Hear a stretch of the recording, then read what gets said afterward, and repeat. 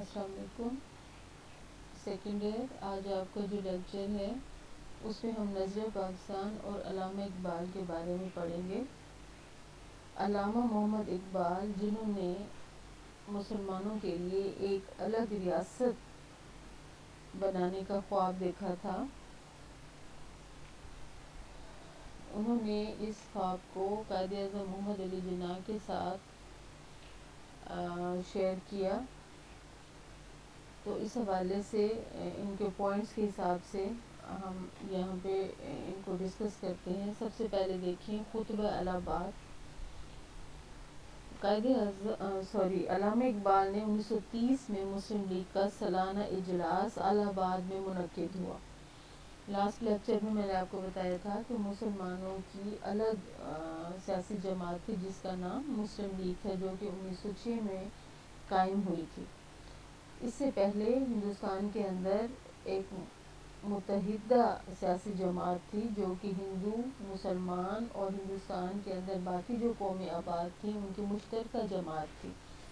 لیکن کانگریس کے plate form سے کبھی بھی مسلمانوں کے لیے الگ وطن ان کے جو مسلمانوں کے ایز اے نیشن کبھی بھی مطالبات انگریز حکومت تک نہ پہنچ سکے. تو مسلمانوں نے اپنے لیے ایک الگ سیاسی جماعت بنائی جس کا نام مسلم لیگ تھا. تو مسلم لیگ کا ہر سال اجلاس ہوتا تھا. اس کے علاوہ پورے سال کے دوران بھی ڈیفرنٹ ٹائمز میں اجلاس ہوتے تھے. لیکن 1930 میں مسلم لیگ کا جو سالانہ اجلاس ہوا یہ بہت بڑا اجلاس تھا اور اس میں علامہ اقبال نے صدارت کی اس اجلاس کی.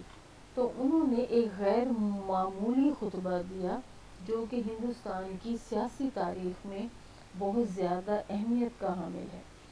علامہ اقبال نے بڑی خوش اسلوبی سے ہندوستان کے جو مسلمان ہیں ان کے لیے ایک الگ سے منزل کی نشاندہی کی.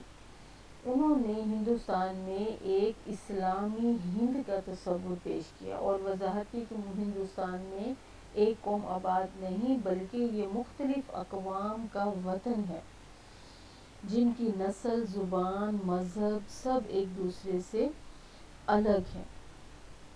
لہٰذا مسلمانوں کا یہ مطالبہ حق بجانب ہے کہ ہندوستان کے اندر ایک مسلم ہندوستان پیدا کیا جائے.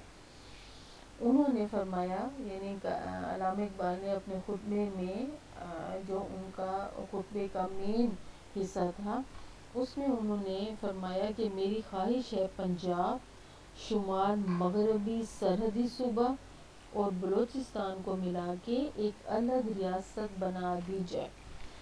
مجھے تو اتنا دکھائی دیتا ہے کہ ہندوستان کے شمال مغرب میں مسلمانوں کی متحدہ ریاست کا قیام کم از کم شمال مغربی ہند کے مسلمانوں کا مقدر بن چکا ہے. ٹھیک ہے. دوسرے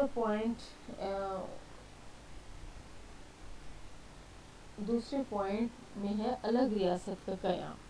اسی خطبہ میں علامہ اقبال نے کہا کہ ہم چاہتے ہیں کہ اس ملک میں اسلام بحیثیت ایک معاشرتی قوت کے زندہ رہے. تو ضروری ہے کہ وہ ایک مخصوص علاقے میں اپنی مرکزیت قائم کرے. میں صرف ہندوستان اور اسلام کی فلاح و بہبود کی خاطر ایک منظم اسلامی ریاست کے قیام کا مطالبہ کر رہا ہوں.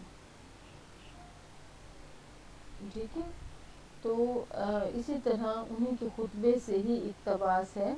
انہوں نے کہا کہ اگر اسلامی نظام قانون کو اچھی طرح نافذ کر دیا جائے تو کم از کم ہر شخص کا حق، یعنی اس کا جو ہر انسان جو کہ خاص طور پہ مسلمانوں کے جتنے بھی حقوق ہیں چاہے وہ معاشی، معاشرتی، مذہبی، محفوظ ہو جائیں گے. لیکن شریعت اسلام کا نفاذ ایک آزاد مسلم ریاست یا ریاستوں کے بغیر ناممکن ہے. ٹھیک ہے. تیسرے پوائنٹ پہ آ جائیں. دو قومی نظریے کی وضاحت. علامہ اقبال نے دو قومی نظریے کی بھی وضاحت کی. انہوں نے کھلم کھلا اس بات کا اظہار کیا کہ ہندوستان میں ایک قوم آباد نہیں بلکہ ہندوستان میں بڑی قومیں اور چھوٹی چھوٹی قومیتیں آباد ہیں. ٹھیک ہے. اس وقت مسلمانوں کے یعنی جو لیڈر علماء کرام تھے ان میں ایک نام تھا مولانا حسین احمد مدنی. وہ کہا کرتے تھے کہ یعنی وہ وطن کو قومیت کی بنیاد انہوں نے بنایا، لیکن علامہ اقبال نے اس نظریے کی شدید مخالفت کی. انہوں نے کہا کہ اسلام میں وطن اور ذات پات کی کوئی گنجائش نہیں ہے. علامہ اقبال آپ لوگوں کو پتہ ہے کہ وہ شاعر تھے، ان کو شاعر مشرق بھی کہا جاتا ہے. تو وہ بعض اوقات اپنے خیالات کا اظہار اپنے اشعار سے بھی کرتے تھے. تو انہوں نے کہا کہ ان تازہ خداؤں میں بڑا سب سے وطن ہے، جو پیرہن اس کا ہے وہ مذہب کا کفن ہے. ٹھیک ہے. اس کے برعکس انہوں نے جو لاسٹ پوائنٹ ہے اس میں قومیت کا تصور. ٹھیک ہے. تو علامہ اقبال نے قومیت کا تصور پیش کیا جس کی بنیاد وطنیت جیسے محدود سوچ پہ مبنی نہیں تھی، بلکہ وہ ایسی قومیت کا تصور انہوں نے دیا کہ جس کی بنیاد توحید پہ تھی.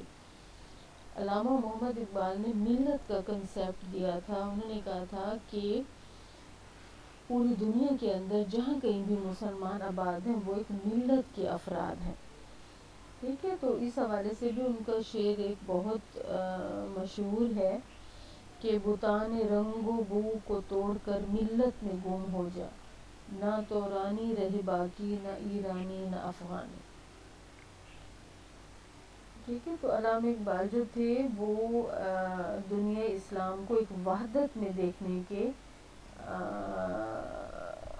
یعنی ان کی کوشش تھی کہ وہ اسلام کو ایک وحدت کے طور پہ دیکھیں، اور ان کی خواہش تھی کہ تمام مسلمان ایک رشتہ میں بن جائیں، اور وہ رشتہ جو ہے وہ رنگ، زبان، نسل اس سے بالا تر ہو. ٹھیک ہے. اس حوالے سے ان کا ایک مشہور شعر ہے کہ ایک ہوں مسلم حرم کی پاسبانی کے لیے، نیل کے ساحل سے لے کے تاب خاک کاشگر. ٹھیک ہے. تو اس حوالے سے یعنی علامہ اقبال نے اپنا مشہور خطبہ میں ہی نظر پاکستان کی اچھے طریقے سے وضاحت کر دی. ٹھیک ہے. اوکے.